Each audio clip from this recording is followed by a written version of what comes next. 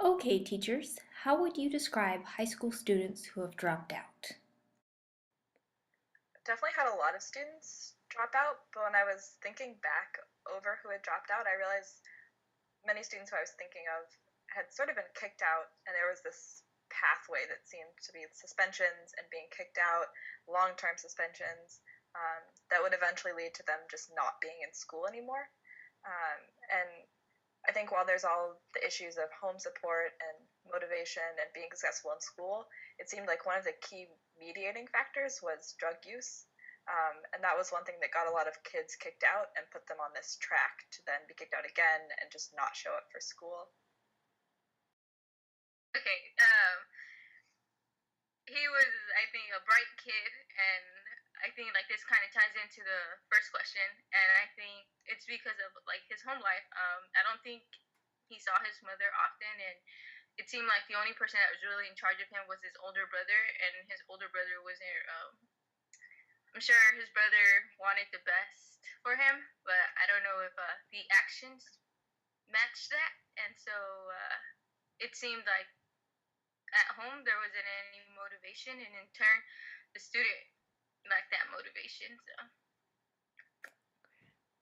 if they lack basic skills and they can't be successful in high school, then they are far more likely to kind of give up and check out. I think one reason is if students don't see the value in finishing high school, like if they don't have people in their lives who have finished high school and gone to college, and they don't see themselves following that path, then it's not going to seem like a worthwhile goal to them, and the challenges you have to go through to finish high school are just not going to be worth it. Dropping out of high school has serious, lifelong consequences.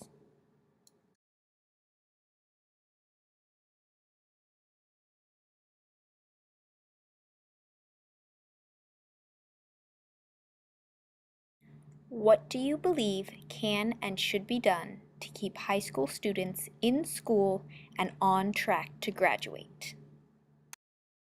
And I think I was thinking about one thing sort of more on the administrative side, and that's making sure kids are placed in the classroom that meets their academic abilities. I think what I saw a lot of teaching inclusion classes is that kids who had behavior issues were placed in classrooms with kids who need a lot of repetition, and that just led to the student with discipline issues being really frustrated, understandably, in a classroom that was not appropriate for their academic abilities.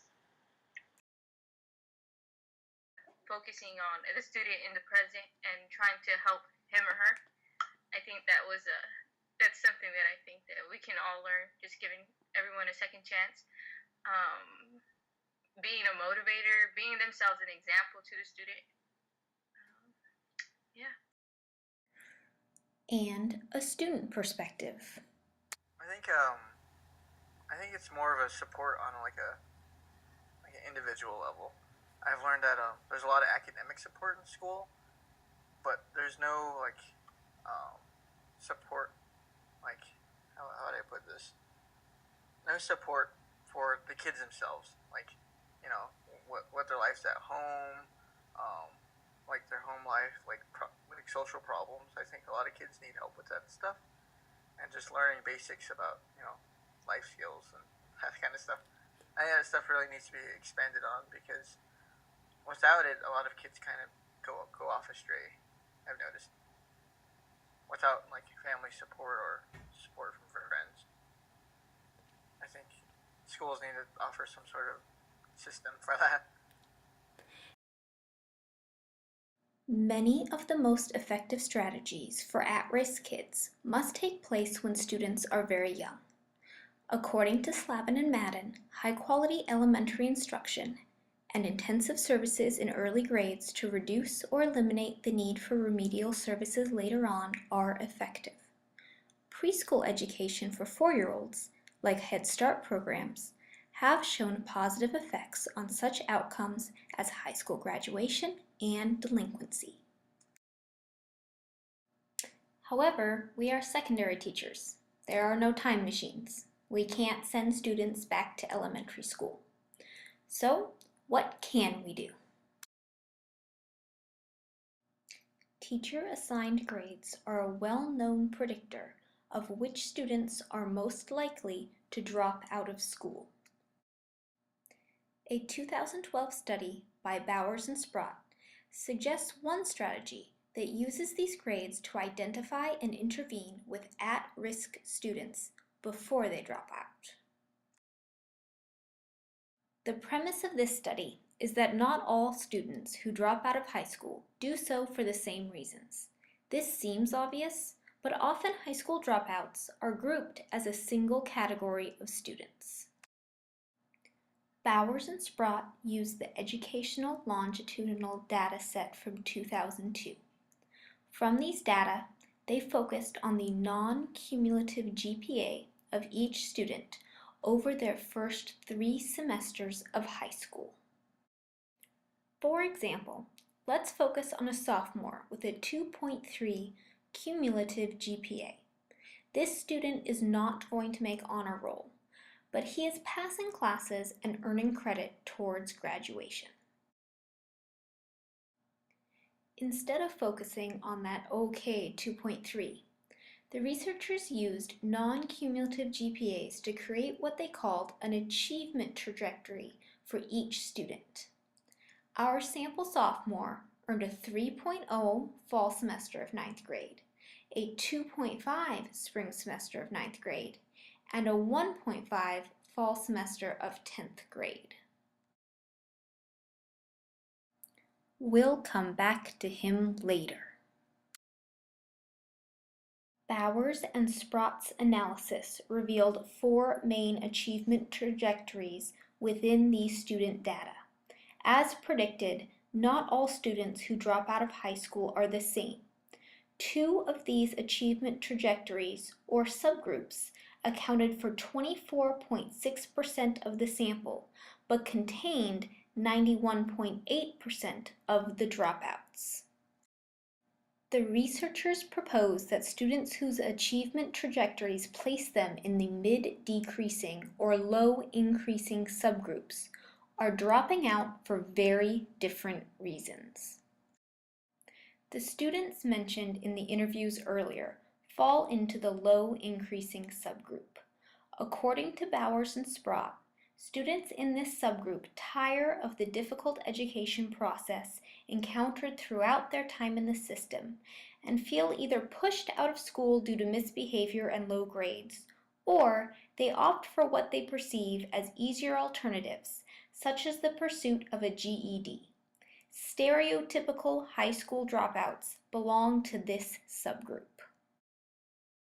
These at-risk students are most likely to benefit from tailored academic interventions.